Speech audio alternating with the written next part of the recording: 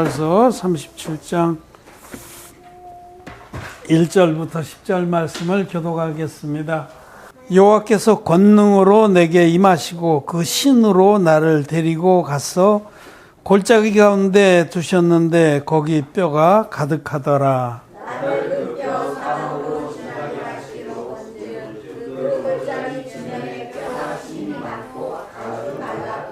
그가 내게 이르시되 인자야 이 뼈들이 능히 살겠느냐 하시기로 내가 대답하되 주여 여호와여 주께서 아시나이다.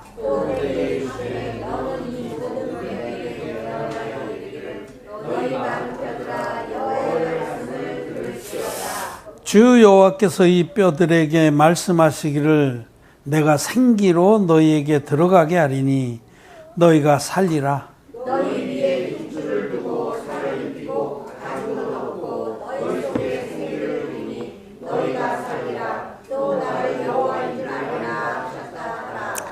이에 내가 명을 쫓아 대언하니 대언할 때에 소리가 나고 움직이더니 이 뼈 저 뼈가 들어맞아서 뼈들이 서로 연락하더라. 내가 보니 그 뼈에 육질이 생기고 살이 오르며 그 위에 가죽이 덮이나 그 속에 생기는 없더라.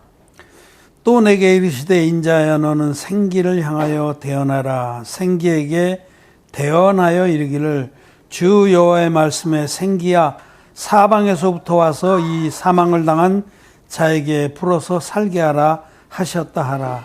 이에 내가 그 명대로 대언하였더니 생기가 그들에게 들어가매 그들이 곧 살아 일어나서 서는데 극히 큰 문제가 되더라. 아멘. 네, 성도 여러분 안녕하셨습니까? 안녕하세요. 네. 오늘은 에스겔서 37장의 그 유명한 이상, 기이한 그런 환상 같은 것이죠.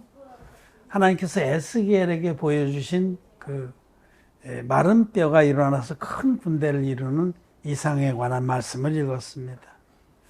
에스겔 선지자는 기원전 한 550년대 그쯤 될 겁니다. 그쯤에 이 에스겔서를 기록했어요.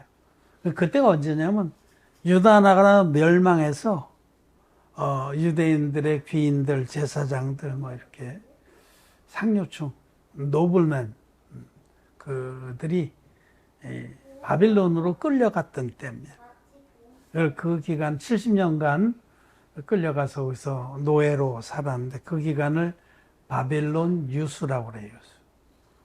바벨론 끌려간 시기, 포로 생활을 70년간 그 중간쯤에 일어났던 일입니다. 에스겔이라는 선지자는 제사장이었습니다. 제사장인데 이제 바벨론의 포로로 잡혀간 거죠. 그 이름이 여호와께서 힘을 주신다 이런 뜻이에요. 에스겔이라는 말 뜻이 여호와께서 힘을 주신다. 에스겔은 포로 생활 중에 그발 강가, 케바르라고 하는, 우리는 그발강이라고 번역을 했어요. 그 유브라데스 강의 한 줄입니다. 그발강가에서 처음으로 하나님의 말씀을 받고 대언을 하기 시작했는데 그것을 하나님께로부터 받은 말씀을 기록한 성경이 에스겔서입니다. 여러분 유명한 팝송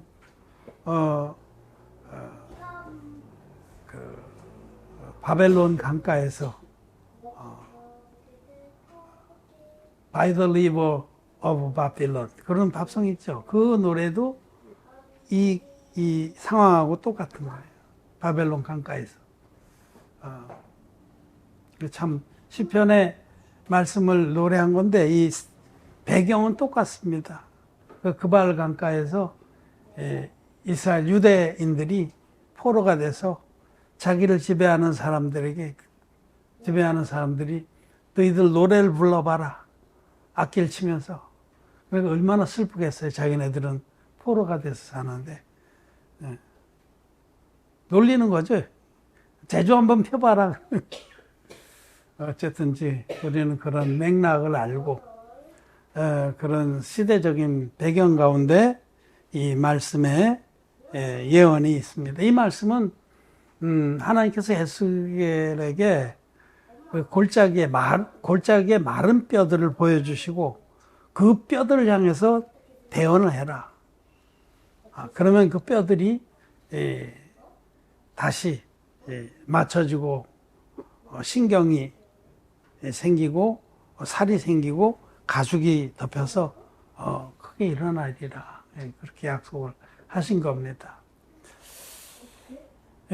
이 말씀은 이스라엘 그 유대 나라를 하나님 회복하게 하시겠다는 약속이죠.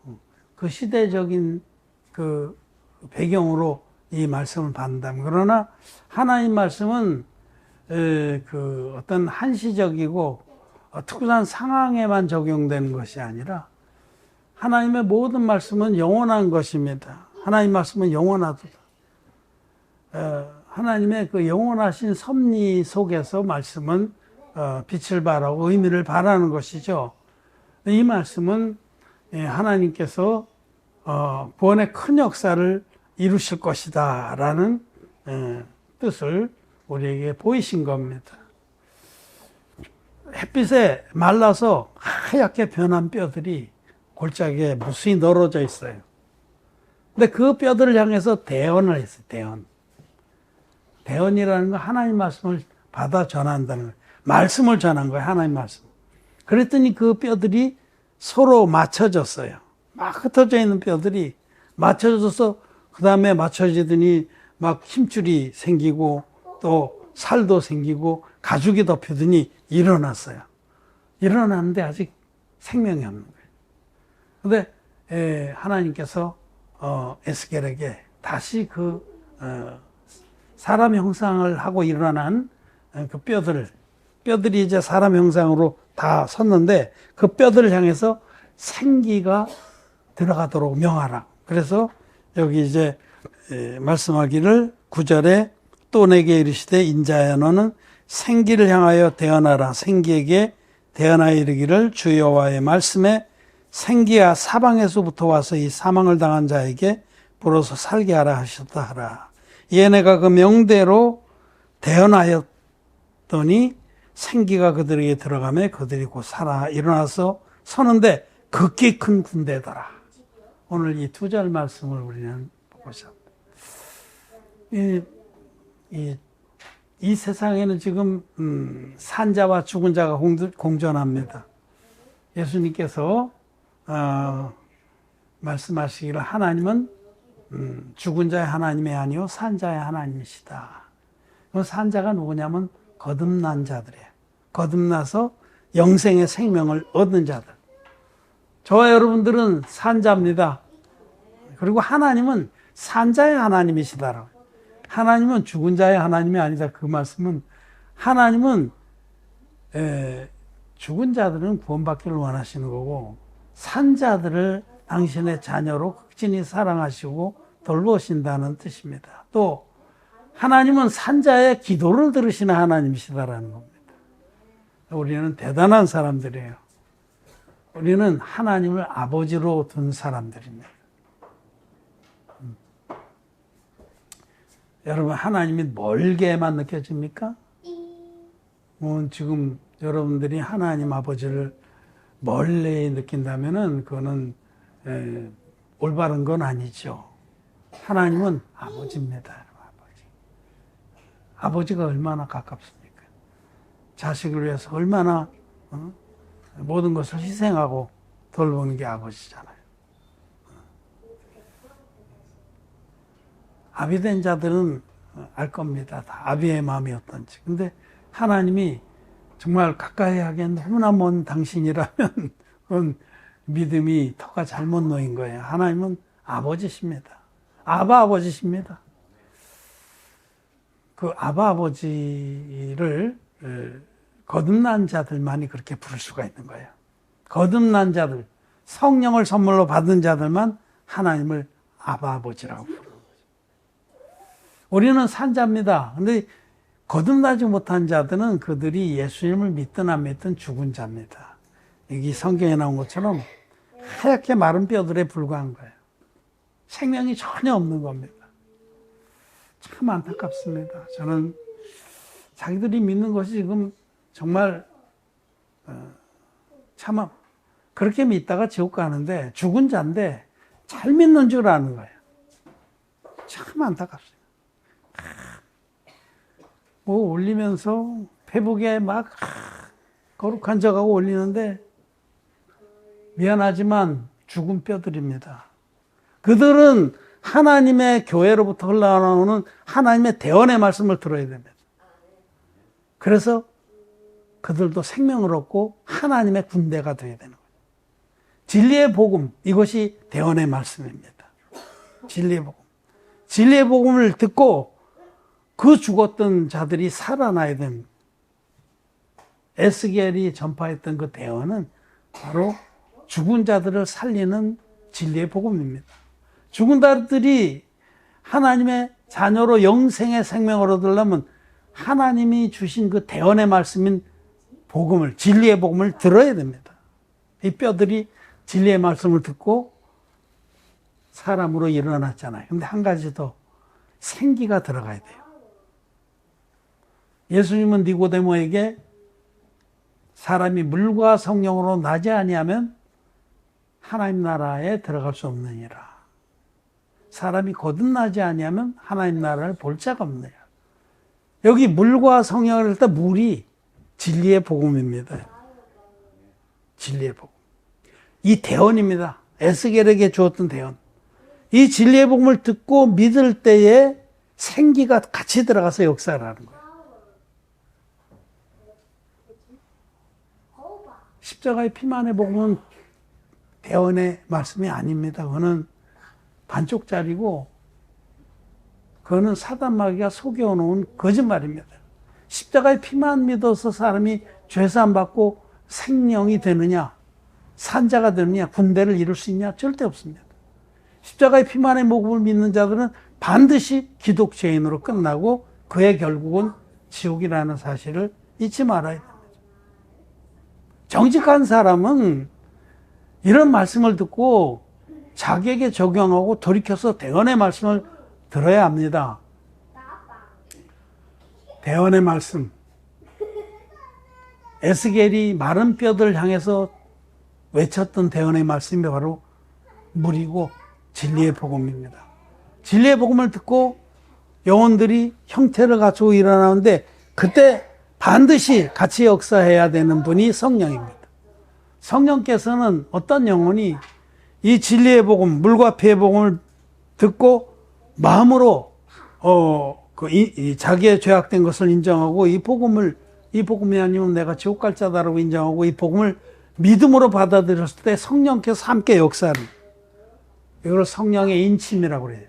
성령께서 역사해서 그 마음에 그 많던 죄를 뚝 끊어내고 마음에 할례를 베풀어 주시고 성령이 그 마음에 임재하셔서 거주하십니다. 성령의 임재라고. 성령이 우리 거듭난 자의 마음에 거하십니다. 질그릇 같은 우리들, 아주 형편없는 그런 값없는 그릇 같은 우리들에게 보화가 담겼다라고 사도가 하는. 우리 안에 오신 성령님은 하나님이십니다. 질그릇 같은 우리들에게 보화가 담겨서 우리가 아주 존귀한 자가 된 거죠. 그릇은 질그릇으로되 그 안에 담긴 것이 보화로다. 네, 우리는 참 정말 아무짝에도 쓸모없는 질그릇이고 오지 그릇이고 깨지기 쉬운 자고 무가치하고 그런 자인데 하나님의 영인, 하나님이신 성령이 우리 안에 오신 거죠. 대언과 함께 성령이 역사해서 우리가 살아나서 이제 하나님의 군대가 된 것입니다. 이렇게 구원의 역사를 베푸신다라고 말씀하시는 겁니다. 하나님은 구원의 하나님이십니다. 하나님이 우리를 돈 벌게 해주시고 출세하게 해주시고 자녀 잘 되게 해주시고 그런 하나님은 아닙니다. 오순절 계통의 교회는 예수 믿으면 건강 장수하고 출세하고 돈 벌고 잘 되고 그런 하나님은 나홀의 하나님입니다. 하나님과 우상을 겸해서 섬기는 그런 이단들이나 그런 하나님 섬기지, 우리는 우리를 죄에서 구원하셔서 영생을 선물하신 그 하나님을 믿습니다. 구원의 하나님을 믿습니다. 우리 하나님은 아브라함의 하나님이고 구원의 하나님이시다.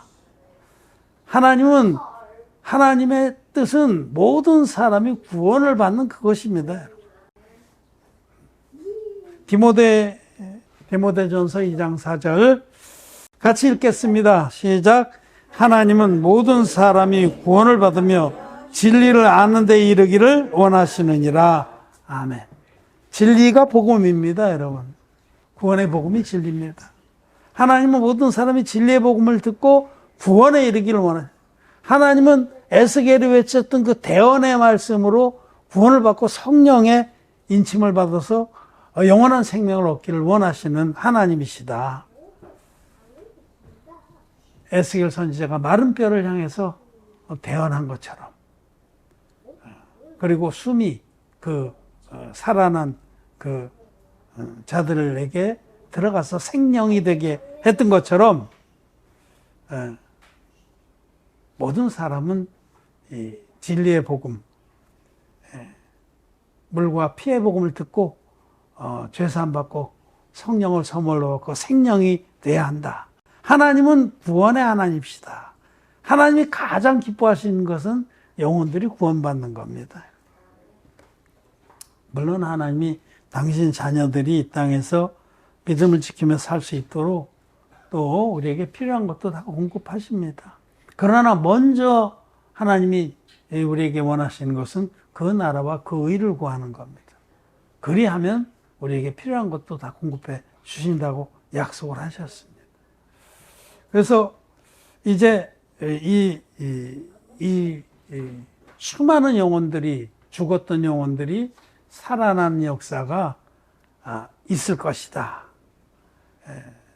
성령의 그 큰 역사가 한번 성경에 기록된 역사는 초대교회 때 역사입니다. 초대교회 때 사도행전 2장에 보면 제자들이 성령의 충만함을 받고 뛰쳐나가서 하나님의 큰일 말함을 그때 오순절 돼서 지중해 연안에 유대인들이, 자기 모국어를 잃어버린 유대인들이 많이 몰려왔을 때 각기 그들이 살던 지역의 언어로, 갑바도기아라든지 메데라든지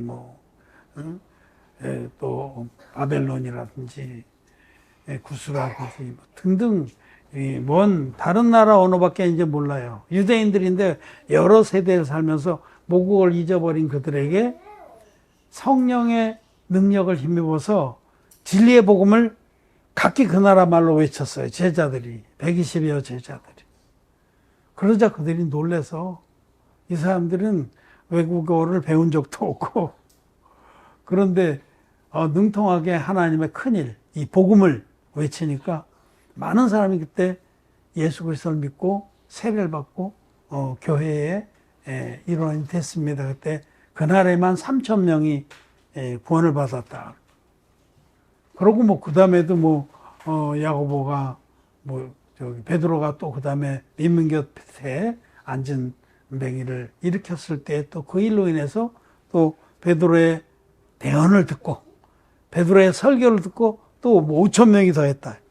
엄청난 역사죠. 그거를 성령의 이른비라고 이렇게 말하는 분들이 많은데 타당성이 있는 거예요. 왜냐하면 이스라엘 나라는 거기가 목축도 하지만 농사도 많이 짓습니다. 밀농사, 보리농사, 포도농사를 짓는데, 농사 짓는 데는 비가 절대적으로 중요하죠. 그래서 근데 하나님께서 그 땅이 요단은 저 아래 깊은 골짜기를 흐르기 때문에 요단물을 치수해서 위에 올려다 쓸 수가 없어요. 그런데 우물들이 그래서 중요한 거예요. 그 구약에 보면 이삭이 이제 우물을 팠는데 무슨 아비멜렉과 싸우고 우물 가지고 싸움과 다툼이 많았고 우물물이 귀하니까 보통 돌로 덮어놔요. 큰 돌로. 그래서 뭐 야곱도 그렇고 보면은 그 모세도 그렇고 자기 아내 된 사람들이 양을 끌고 물 먹으러 오면 그 돌을 굴려줘서 물을 먹이고 그런 사건들이 우물도 덮어놨습니다. 그렇게 물이 귀하다는 뜻이죠. 근데 여기 이제 비가 중요하죠. 그러니까 우물도 귀하고 비도 잘 없어. 이스라엘 나라는 여름 동안은 비가 안 와요. 건기입니다. 비는 가을부터 시작해서 봄까지 이렇게 와요. 그래서 가을에 내리는 비를 이른비라고 그래요. 그리고 봄에 내리는 비를 늦은 비라 합니다. 그러니까 둘 다 아주 중요해요. 그들이 농사를 짓고 과수원을 하는데 이른 비와 늦은 비가 없으면 농사를 짓지 못하는 거예요. 이른 비가 와야 그때 이제 밭을 갈고 씨를 뿌려요. 그리고 이제 마지막에 추수를 앞두고 또 늦은 비가 내려줘야 큰 결실을 거두는 거죠. 근데 이제 오순절 같이 초대교회 때 사도들이 그 진리의 복음, 사도들이 전했던 복음은 이 물과 피의 복음입니다. 그 복음이 멀지 않아서 사다마귀가 가라지를 덧뿌려서 반쪽짜리 복음이 온 세상을 덮게 된 거지. 사도들은 뭐 모든 사도들이 다 베드로나 야고보나 요한이나 또 바울이나 물과 피의 복음, 예수 그리스도의 세례와 십자가의 복음, 성경대로의 복음을 전했습니다. 그래서 그때 그렇게 수많은 구원의 역사가 있었던 거예요. 그때를 성령의 이른비의 시대라고 말할 수가 있어요. 그리고 한 번 더 더 큰 추수가 있을 것인데 그게 이제 이 마지막 때라고 볼 수 있습니다. 이 마지막 때에 이런 역사, 마른 뼈들이 무수히 일어나서 큰 하나님의 군대를 이루는 역사가 있다고 저는 믿습니다. 그것이 바로 이 이른 비와 늦은 비에 대한 약속을 성경이 여러 군데서 하고 있어요. 뭐 에스겔서뿐만 아니라 또 에레미야서라든지 구약 시대나 신약 성경에도 이른 비와 늦은 비에 관한 말씀이 많습니다. 때에 맞는 비를 주셔서 그들로 복되게 하셨다. 우리는 이제 성령의 늦은 비의 역사를 바라보고 있습니다. 계시록의 말씀에도 그 흰옷 입은 무리가 무수히 나오는데 저들이 어디서 나옵니까? 했더니 환난에서 나오는 자들이다. 특히 이제 어려움이 시작되면 그때에 우리들이 지금 뿌려놓은 씨들이 싹이 트면서 많은 영혼들이 구원을 받을 겁니다. 아프리카에 이런 그 자연에 관한, 아프리카의 자연에 관한 그 다큐멘터리, 그런 걸 좋아하거든요. 그 지오그래픽이라든지 이런 걸 좋아하는데, 아프리카에도 건기와 위기가 뚜렷해요. 건기 동안은 뭐 6개월, 뭐 7개월, 8개월 비가 한 방울도 안 와요. 그래서 온 땅이 다 말라서 쩍쩍 갈라져요. 그러다가 비가 오기 시작하면 웬걸 그렇게 쫙 갈라지고 아마 먼지만 나고 덤불만 굴러다니는 그 땅이 순식간에 파란 그 식물들이 자라납니다. 그렇듯이 정말 이 어려운 시기에 이제 우리가 지금 씨를 울며 씨를 뿌린 자는 기쁨으로 단을 거두리로다 하셨는데, 우리가 지금 이 진리의 복음을 적은 능력으로도 충성스럽게 일을 하고 뿌려놓으면 때가 되면 성령께서 역사하실 때가 되면 이 늦은 비의 때에 생기가 사방에서 불어서 수많은 죽은 자들이 일어날 겁니다. 여호와의 군대로. 저는 이 말씀을 읽으면서 하나님이 때가 되면은 정말 큰 군대로 하나님의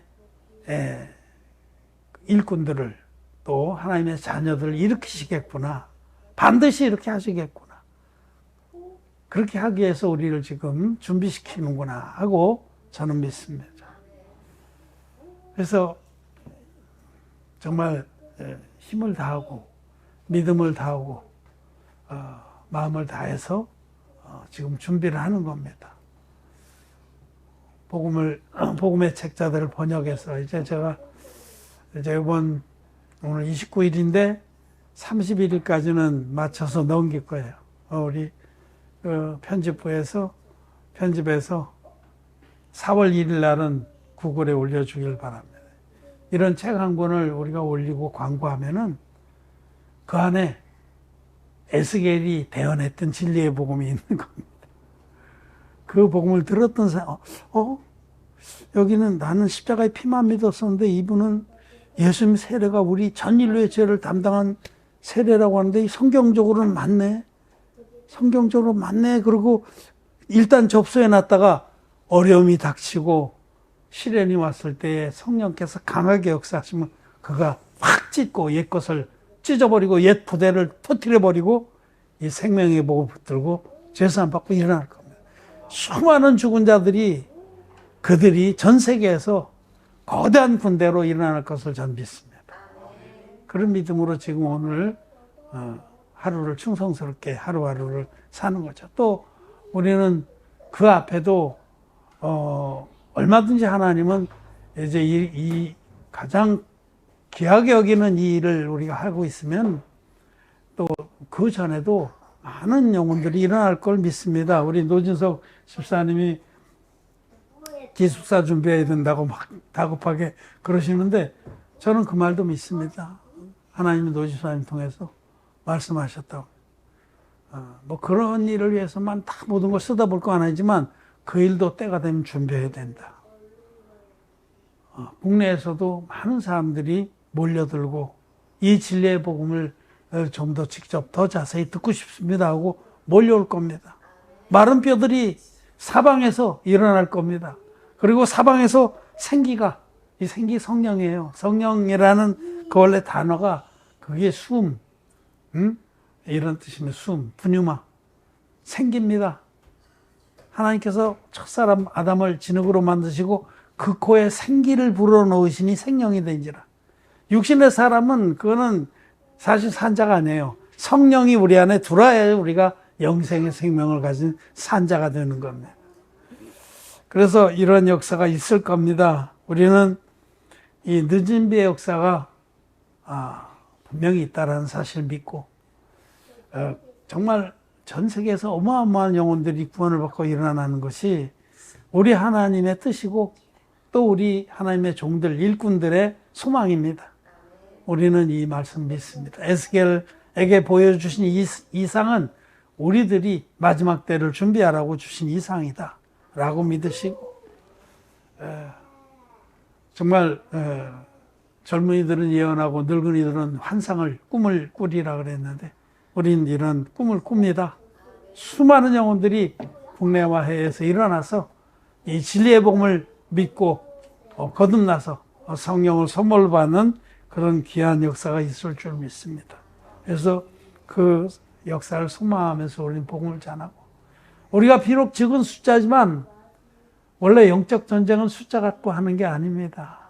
하나님께서 기도원을 일으켜서 미디안하고 전쟁할 때도 그 숫자 너무 많으니까 다 돌려보내고 3만 얼마인가 많이 모였는데 30만인가 다 돌려보내고 나중에 300명 데리고 전쟁을 했잖아요. 네, 그저께 제가 어제구나.